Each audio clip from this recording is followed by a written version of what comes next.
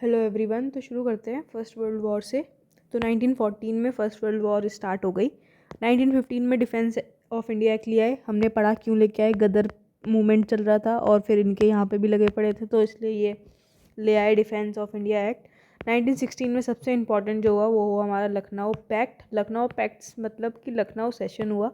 Lucknow session में क्या हुआ कि एक तो मॉडरेट्स ने प्रिसाइड करा। मॉडरेट प्रिसाइड मतलब किसने करा था, वो थे AC मजूमदार जी, ये याद रखना है नाम।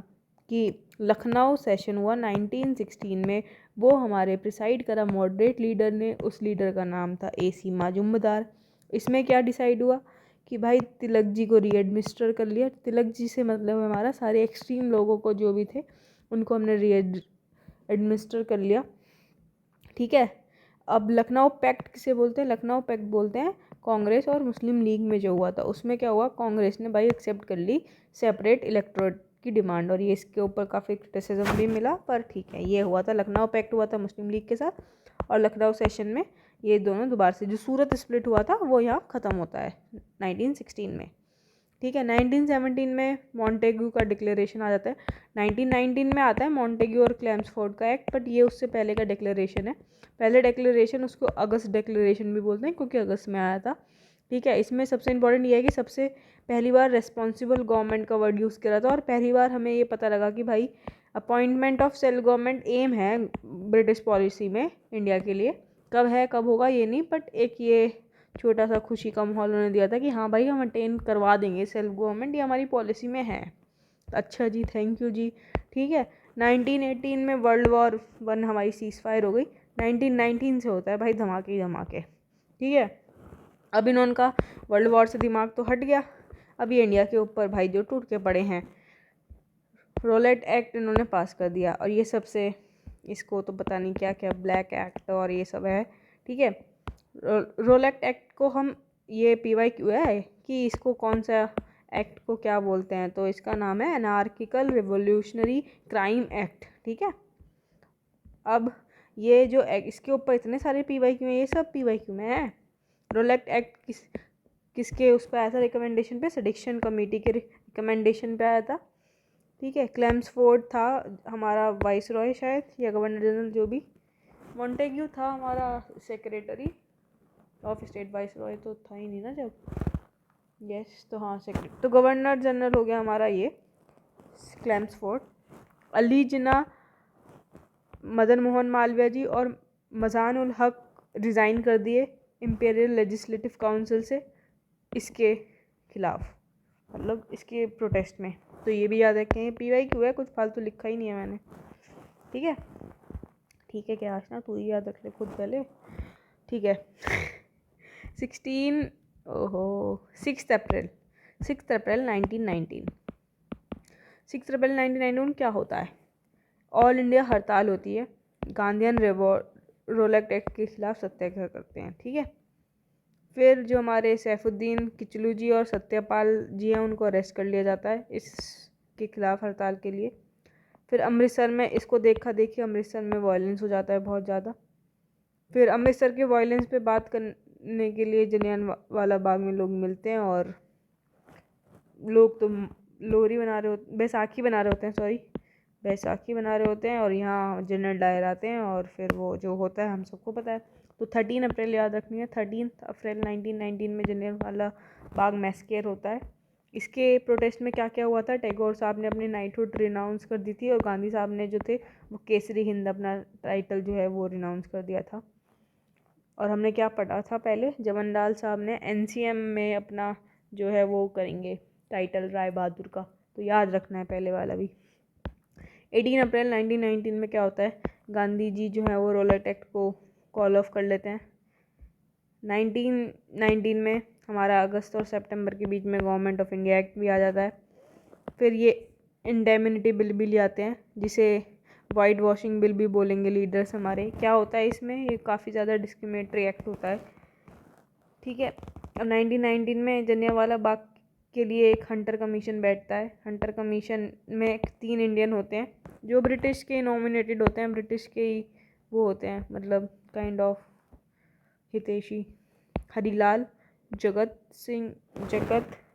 एन साहिबजादा खान, हरीलाल साहिबजादा खान एंड जगत, ये 3 कोई होते हैं। ये इतने इम्पोर्टेंट नहीं है, बस याद रखना है कि 3 इंडियन भी थे जो ब्रिटिश ने ही नॉमिनेट करे थे। फिर 1920 में ट्रीटी ऑफ वर्सेलिस साइन हो जाती है। फिर 1920 में ही 1 अगस्त को जो है खलीफत इशू स्टार्ट हो जाता है because of treaty of Versailles. फिर 1930 इस मतलब जब हमारा एनसीएम शुरू ही होने वाला था, फर्स्ट डे तिलक जी की डेथ भी हो जाती है। तिलक जी की डेथ हो जाती है जो खिलाफ थे एक तरीके से खिलाफत इशू को एनसीएम के साथ जोड़ने में, पर वो कुछ प्रोटेस्ट करते वो कर ही नहीं पाए, उनकी डेथ हो जाती है। ठीक है, 31 अगस्त 1920 में जो इंडियन नेशनल कांग्रेस है वो इनफॉर्मली एक्सेप्ट कर लेती है एनसीएम को। इनफॉर्मली क्यों? क्योंकि अभी कुछ रहता था। फिर 1920 में कम्युनिस्ट पार्टी ऑफ इंडिया बना लेते हैं एम एन रॉय उस। ठीक है, सितंबर 20 में क्या होता है, सेशन होता है नेशनल कांग्रेस का,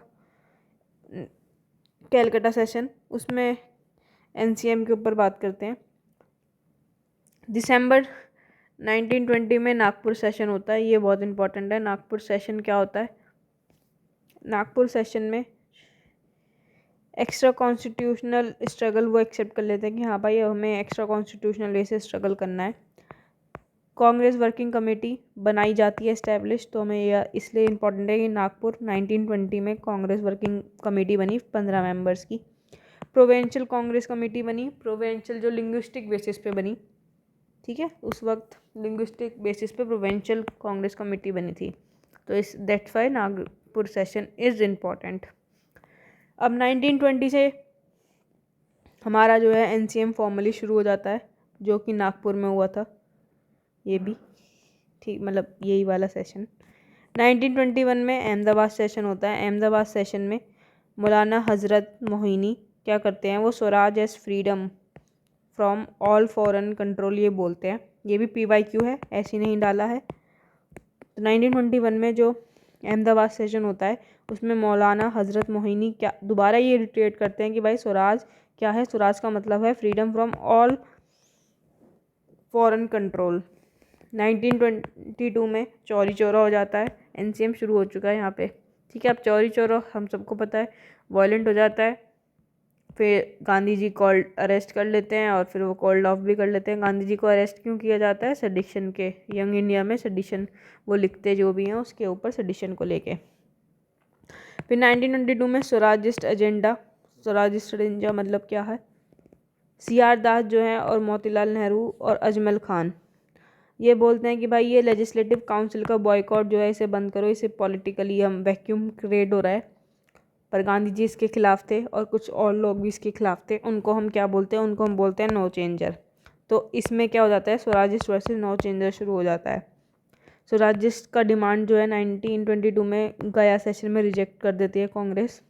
तो दास और मोतीलाल जी क्या करते हैं, वो रिज़ाइन कर देते हैं कांग्रेस से और स्वराजिस्ट पार्टी बना लेते हैं। ठीक है, 1924 पे आते हैं। 1924 में रेड होती है INC के लीडर्स पे और वॉइस रॉय का ऑर्डिनेंस आ जाता है।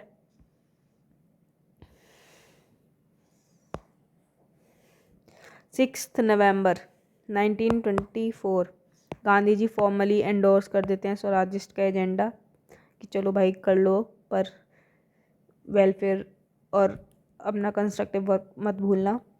दिसंबर में क्या होता है, बेलगांव सेशन होता है। गांधी जी ये इकलौते सेशन में प्रेसिडेंट होते हैं कांग्रेस के और वो फॉर्मली एंडोर्स कर देते हैं स्वराजिस्ट के एजेंडा को।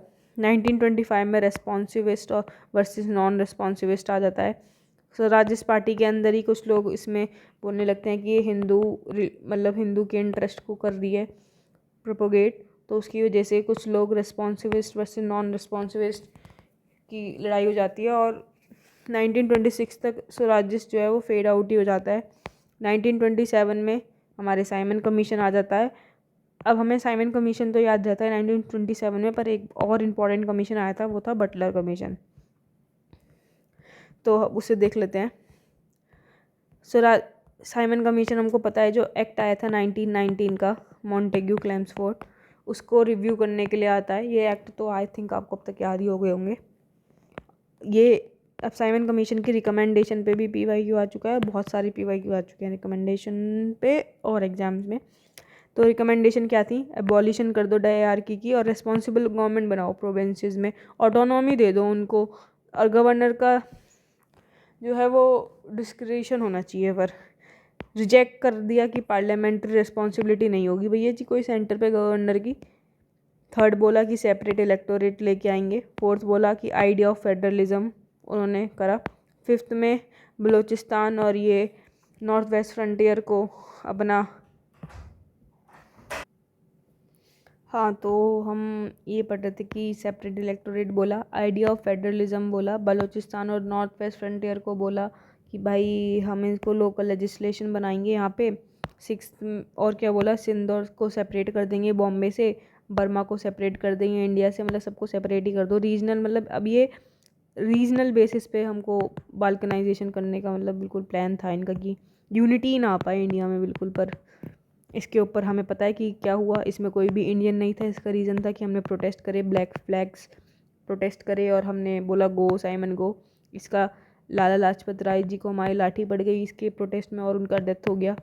केसर ऑफ पंजाब को उसके फिर भगत सिंह उसका वो लेंगे, सब कुछ होगा, पढ़ते हैं ठीक है। बटलर कमीशन पढ़ लेते हैं जो भी 1927 में आया था। वो क्या था, इंडियन स्टेट, देख रहे हो मतलब इसने भी रीजनल के बेसिस पे बोला। एक और कमीशन लिया है जो इंडियन स्टेट का मतलब इस जिसको बोलेंगे इंडियन स्टेट कमीशन, जो रिलेशन देखेगा गवर्नमेंट और प्रिंसली स्टेट के बीच में। वो प्रिंसली स्टेट को अपने उसमें लेना चाह रहे थे कि भाई हम तो तुम्हारे बहुत फ़ायदा करा देंगे, हमारा सपोर्ट कर दो। तो ठीक है, उन्होंने क्या बोला कि इंडियन किंग जो हैं उन्होंने भी एक कोई लेस्ली स्कॉट को अपना रिप्रेजेंटेटिव बनाया इस कमीशन में। फिर all India states people conference हुई जो जवाहरलाल नेहरू ने प्रेसिडाइड करी, ठीक है। अब लाहौर जो था वो अंडर मोहम्मद शैफी, और यूनियनिस्ट पार्टी जो थी यूनियनिस्ट पार्टी इन पंजाब और जस्टिस पार्टी इन साउथ, ये तीन चीज़ें हैं जिन्होंने हमारा क्या कहते NCM को इतना सपोर्ट नहीं करा था। तो ये हम याद रखेंगे क्योंकि ये एक्सेप्शंस हैं। चलते हैं हम नीचे। अब हमने क्या पढ़ लिया, तो ये हमारा कंप्लीट हो गया। तो हमने वर्ल्ड वॉर देखी, वर्ल्ड वॉर फिर ख़त्म हुई, फिर ये रॉलेट एक्ट लिया है, फिर हमारा जलियांवाला बाग हुआ, फिर हमारा NCM हुआ, खिलाफत इशू हुआ, नागपुर सेशन हुआ हमारा, फिर चौरी चौरा हुआ, फिर स्वराजिस वर्सेस नो चेंजर हो गया, फिर हमारे क्या कहते हैं बेलगांव सेशन हुआ जिसमें गांधी जी प्रेसिडेंट बने, फिर उसके बाद साइमन कमीशन आया और बटलर कमीशन आया। अभी हम चलते हैं नेक्स्ट, ख़त्म करते हैं, इंडिपेंडेंस लेके ही जाएंगे आज तो भाई, बहुत हैवी है पर ये अब ये वाला सबसे ज़्यादा हैवी लगता है मुझे पार्ट। अब 1928 पे आ जाते हैं। 1928 में नेहरू रिपोर्ट आई। नेहरू रिपोर्ट किसके मतलब वो जो आया था क्या कहते हैं साइमन कमीशन, उसके अगेंस्ट में आई थी। इसको हम क्या और बोलते हैं नेहरू रिपोर्ट को, वो हम बोलते हैं कि ये बिकर हेड्स चैलेंज का आंसर था, बिकर हेड्स चैलेंज का आंसर था, ठीक है। तो ये फर्स्ट मेजर अटैम्प्ट था कि इंडियंस ने अपना एक कॉन्स्टिट्यूशन बनाने की कोशिश करी थी। तो नेहरू रिपोर्ट में क्या क्या था, एक तो डोमिनियन स्टेटस उन्होंने बोला था, ये बहुत बार PYQ में पूछा गया क्योंकि इसकी वजह से ही नेहरू जी जो थे वो गुस्सा हो गए थे, जवाहरलाल नेहरू जी। और उन्होंने क्या बनाया था अपना एक अलग से, वो भी पढ़ेंगे।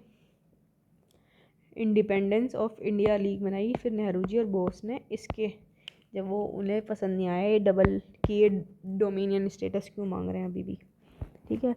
अब इसमें कौन कौन था, तेज बहादुर सप्रू जी थे, सुभाष चंद्र बोस, MSNA, अली इनाम कुरैशी, GR प्रधान। यूनानिमसली था सब कुछ जो आया नेहरू रिपोर्ट में, बस एक चीज़ को छोड़ के, वो थी हमारी डोमिनियन स्टेटस और कंप्लीट इंडिपेंडेंस को लेके विवाद था उसमें।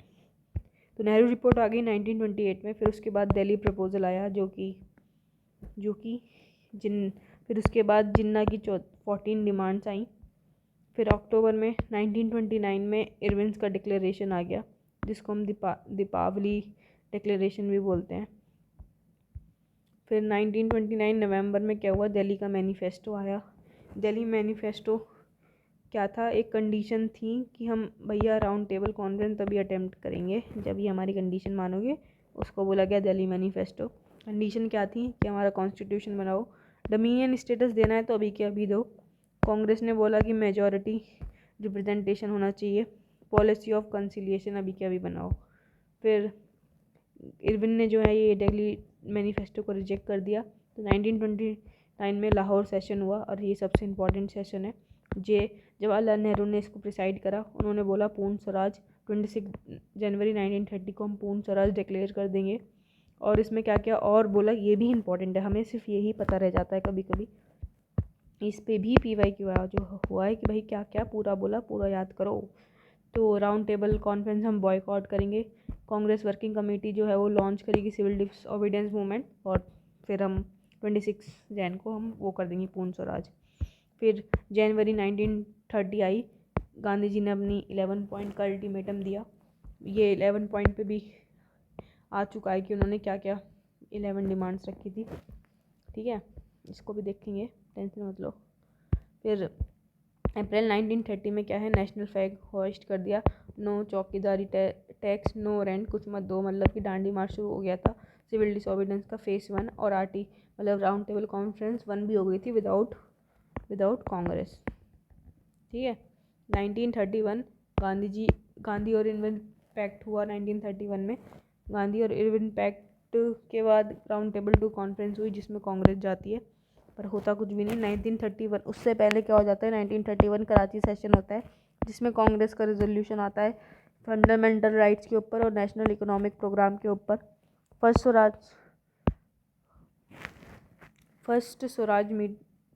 फर्स्ट टाइम स्वराज का मीनिंग बताती है कि मासिस के लिए स्वराज का मीनिंग क्या होना चाहिए कराची सेशन में।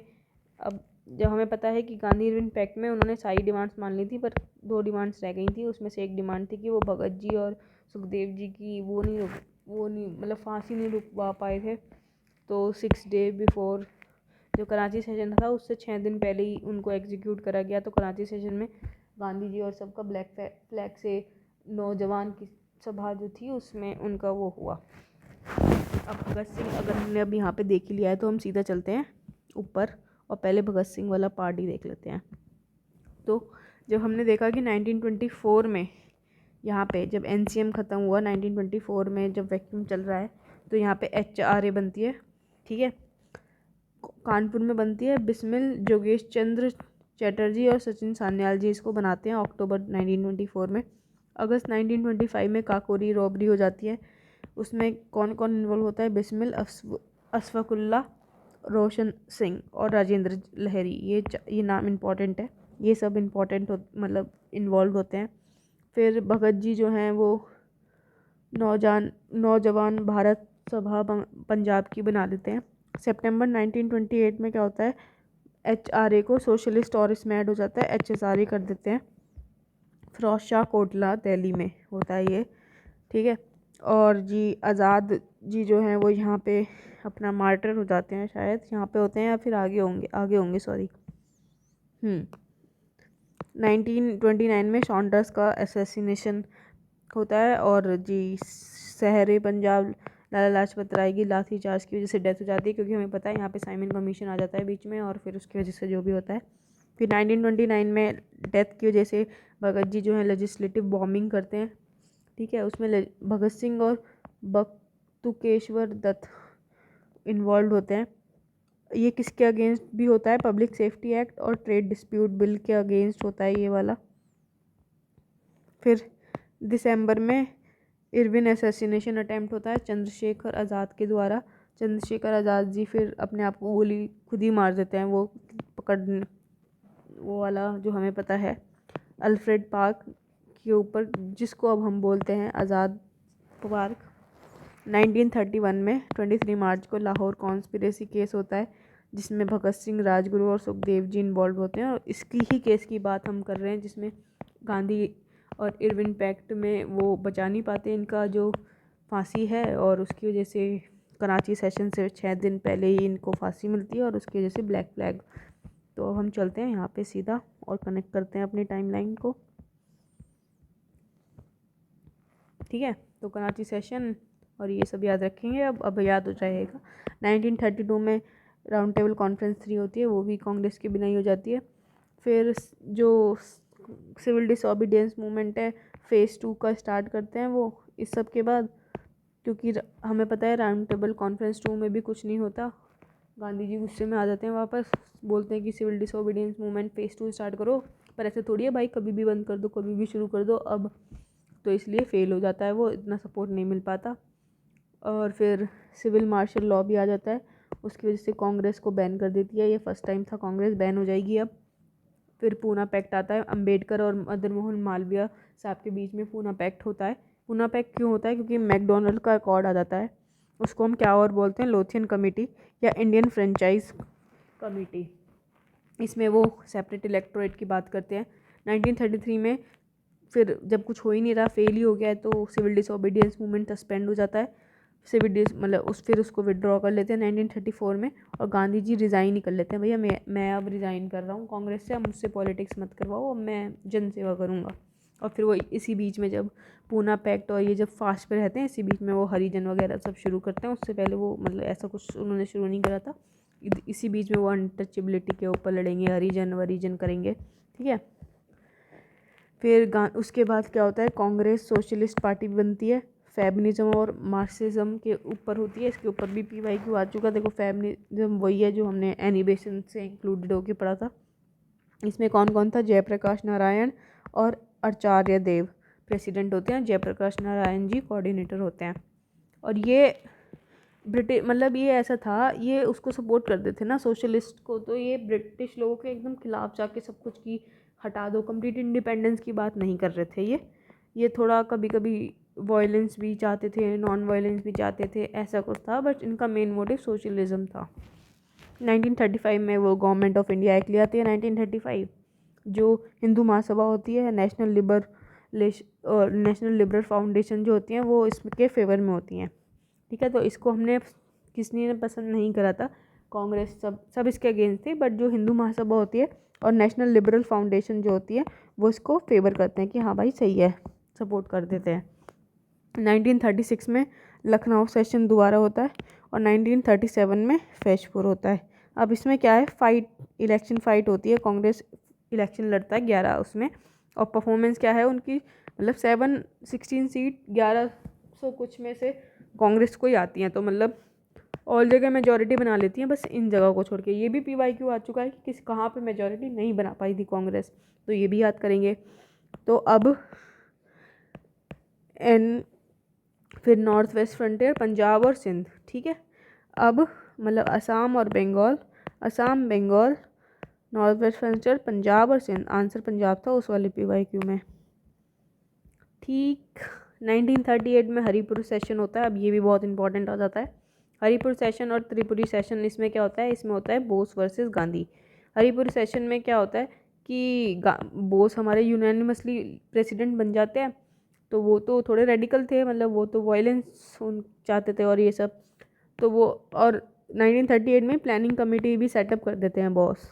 फिर त्रिपुरी सेशन में क्या होता है, गांधी जी तो बोलते हैं किसी और को बनाने के लिए, और पर बोस इलेक्टेड हो जाते हैं, और उसमें क्या होता है कि वर्किंग कमेटी जो प्रेसिडेंट होता है ना वही नॉमिनेट करता है, तो उसके हिसाब से फिर जो वर्किंग कमेटी डिसाइड करेगी वही होगा।